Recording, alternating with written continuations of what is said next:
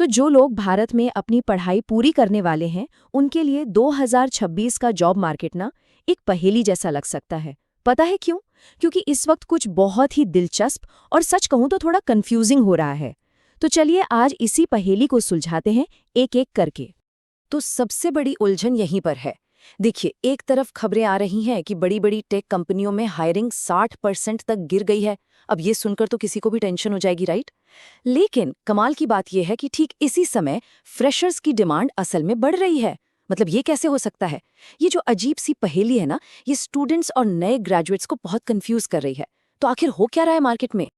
अच्छा, इस पहेली को समझने के लिए ना ये जानना होगा कि अब मार्केट दो हिस्सों में बंट चुका है। मतलब जॉब ढूंढने का जो एक्सपीरियंस है वो अब सबके लिए एक जैसा नहीं रहा।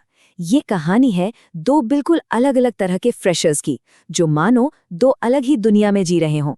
देखिए, वो दिन गए जब सिर्फ डिग्री होना काफी था। अब असली फर्क है एक नॉर्मल फ्रेशर और एक रेडी फ्रेशर के बीच। एक तरफ है नॉर्मल फ्रेशर, जिसके पास डिग्री तो है लेकिन वो इंटरव्यू कॉल्स के लिए स्ट्रगल कर रहा है।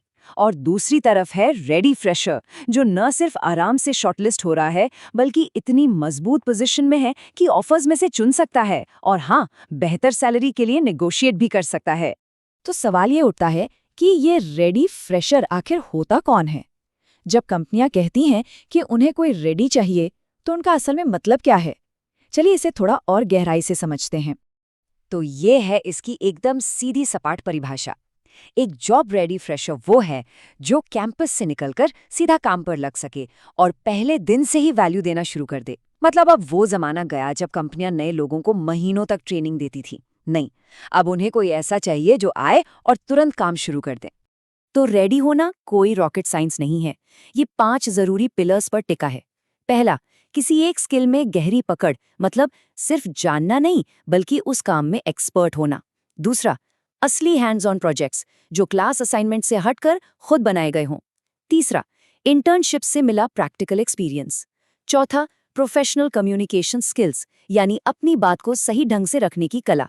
और पांचवां, जो आज के जमाने में असली गेम चेंजर है, वो है एआई और नए डिजिटल टूल्स को इस्तेमाल करना जानना। और हाँ, ये सिर्फ कोई थ्योरी नहीं है, ये मार्केट की नई सच्चाई है। जैसा कि इस कोट में साफ कहा गया है, कंपनियां अब सिर्फ मार्क्स से इंप्रेस नहीं होती, वो कैंडिडेट की स्किल्स, उसके प्रोजेक्ट्स और उसकी डे वन रेडीनेस को देख रही हैं। तो जो लोग अभी कॉलेज में हैं, उनके लिए इस माइंडसेट शिफ्ट को समझना बहुत बहुत जरूरी है। अब यहाँ से नॉर्मल और रेडी फ्रेशर के बीच की जो दूरी है ना, वो और भी ज्यादा गहरी हो जाती है। और इसकी सबसे बड़ी वजह है आर्टिफिशियल इंटेलिजेंस। ये सिर्फ जॉब्स नहीं बदल रहा, ये फ्रेशर्स की सैलरी के सारे नियम ही फिर से लिख रहा है। जरा इन नंबर्स पर गौर कीजिए। जहां नॉर्मल व्हाइट कॉलर हायरिंग सिर्फ 3% बढ़ी, वहीं एआई से जुड़े रोल्स की डिमांड 30 से 35% तक बढ़ गई। ये कोई छोटा मोटा ट्रेंड नहीं है, ये एक जबरदस्त बदलाव है जो पूरे मार्केट को नई शक्ल दे रहा है। और इसका सीधा असर सैलरी पर दिखता है। एक नॉर्मल आईटी फ्रेशर को शायद 3 से 4 लाख का पैकेज मिले, लेकिन अगर किसी के पास एआई स्किल्स हैं तो वही शुरुआती सैलरी डबल या ट्रिपल होकर आराम से 6 से 12 लाख तक पहुंच सकती है। ये जो गैप है, ये वाकई बहुत बड़ा है। ये एक नंबर पूरी कहानी बयां कर देता है। सिर्फ एआई स्किल्स होने का मतलब है कि कोई भी अपने ही जैसे एक्सपीरियंस वाले दूसरे कैंडिडेट से 40 से 60% ज्यादा सैलरी पा सकता है। ये नॉर्मल से रेडी बनने का सीधा सीधा फाइनेंशियल फायदा है। तो अच्छी खबर यह है कि इस गैप को भरा जा सकता है। ऐसा नहीं है कि कोई एक तरफ फंस गया है। कोई भी एक नॉर्मल फ्रेशर से रेडी फ्रेशर बन सकता है और इसके लिए एक बिल्कुल सीधा साधा प्लान भी मौजूद है। ये है 60 दिन का एक सीधा साधा रोड मैप। स्टेप 1, एक रोल ट्रैक चुनना। फिर जरूरी कोर और एआई टूल्स सीखना। उन स्किल्स का इस्तेमाल करके 2-3 दमदार प्रोजेक्ट्स बनाना। इसके बाद अपना रिज्यूमे और प्रोफाइल ऐसे अपडेट करना कि वो स्किल्स को दिखाए। और आखिर में एआई फर्स्ट हायरिंग प्रोसेस के लिए खुद को तैयार करना। ये सब बिल्कुल किया जा सकता है। और हाँ, जब हम प्रोजेक्ट्स की बात करते हैं तो इसका मतलब कॉलेज के थियोरी असाइनमेंट से बिल्कुल नहीं है।